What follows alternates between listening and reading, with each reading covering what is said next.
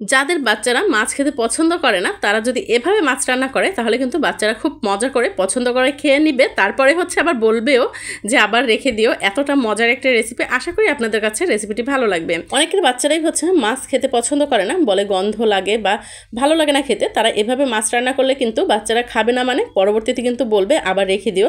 তো আশা করি ভিডিওটি আপনাদের কাছে ভালো লাগবে। ভালো লাগলে প্লিজ আমার চ্যানেলটি সাবস্ক্রাইব করে পাশে থাকবেন। ফেসবুক পেজ থেকে দেখে থাকলে পেজটি ফলো দিয়ে সাথেই থাকবেন।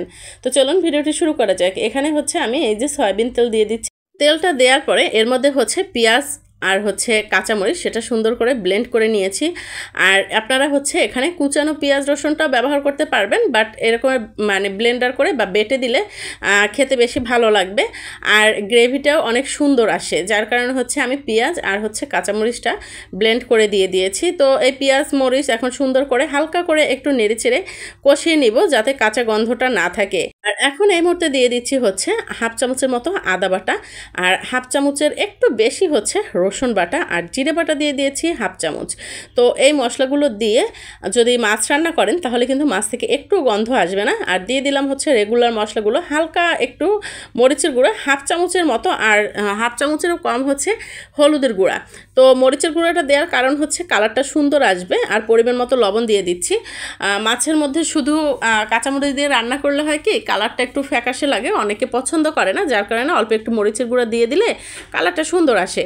আর কাঁচামরিচের তরকারি কিন্তু খেতে আসলেই ভালো লাগে, অনেকে পছন্দ করে অনেকে পছন্দ করে না। তো আপনারা এখানে কাঁচামরিচের জায়গায় শুধু মরিচের গুঁড়োটা ব্যবহার করতে পারেন। আর এই যে কষানোর মধ্যে দিয়ে দিয়েছি হচ্ছে একটা তেজপাতা মধ্য থেকে ছিঁড়ে সেটা দিয়ে দিয়েছি। আর এই যে কথা বলতে বলতে কিন্তু আমার একবার কষানো হয়ে গেছে। আর ওই যে ব্লেন্ডার ধোয়া পানি ছিল না, সেই পানিটুকু অল্প একটু দিয়ে আবার হচ্ছে মশলাটা কষিয়ে নিচ্ছি। আপনারা মাছ মাংস সবজি যাই রান্না করেন না কেন, মশলা কষানোর উপরে কিন্তু আপনাদের তরকারির স্বাদ ফ্লেভার সব কিছুই কিন্তু ডিপেন্ড করবে, আর খেতেও অনেক ভালো লাগবে। তো এখানে হচ্ছে শিং মাছ দিয়ে দিয়েছি, ভালো করে ধুয়ে কেটে পরিষ্কার করে নিয়েছি, দেখতে পাচ্ছেন। আর আপনারা অনেকে হচ্ছে মাথা পছন্দ করেন না, তারা মাথাটা কেটে ফেলেও দিতে পারেন, বাট আমি ভালো লাগে যার কারণে রেখে দিয়েছি। তো এই যে মাছগুলো দিয়ে এখন সুন্দর করে নেড়েচেড়ে কষিয়ে নিচ্ছি।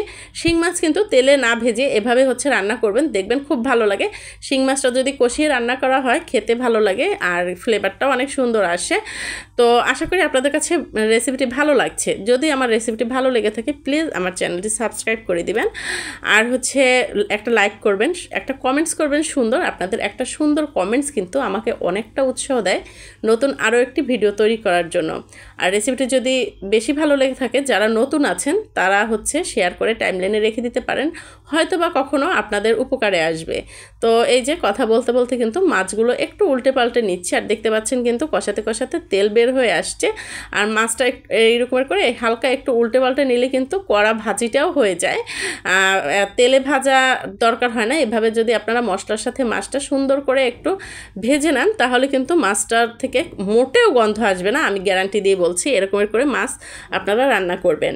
আর শিং মাছ কাটার পরে কিন্তু শিলপাটায় হোক আর হচ্ছে জাবা দিয়ে হোক, যেভাবেই হোক না কেন আপনারা এইভাবে সাদা করে পরিষ্কার করবেন, তাহলে কিন্তু গন্ধ মোটেও থাকবে না।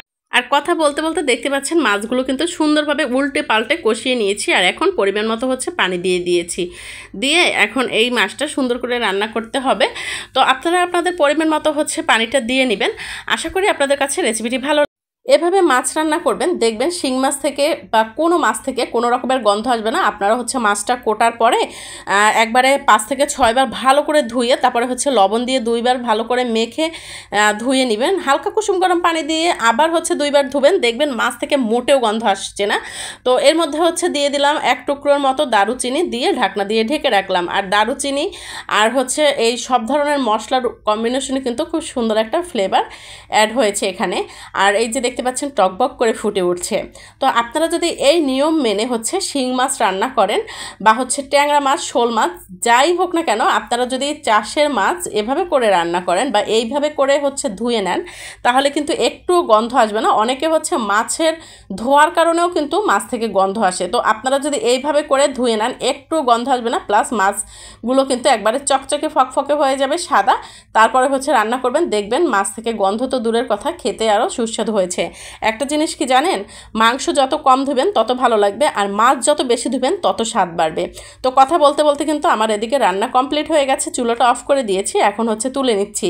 আপনাদের যদি আমার ভিডিওটি ভালো লেগে থাকে প্লিজ আমার চ্যানেলটি সাবস্ক্রাইব করে দিবেন। ফেসবুক পেজ থেকে দেখে থাকলে পেজটি ফলো দিয়ে সাথে থাকবেন, একটা লাইক করবেন, সুন্দর একটা কমেন্টস করবেন, ভালো লাগলে শেয়ার করে টাইমলাইনে রেখে দিতে পারেন। তো কথা বলতে বলতে কিন্তু আমি মাছগুলো সব তুলে দিচ্ছি একে একে, দেখতে পাচ্ছেন। আশা করছি আপনাদের কাছে রেসিপিটি অনেক ভালো লেগেছে, তো সাথেই থাকবেন।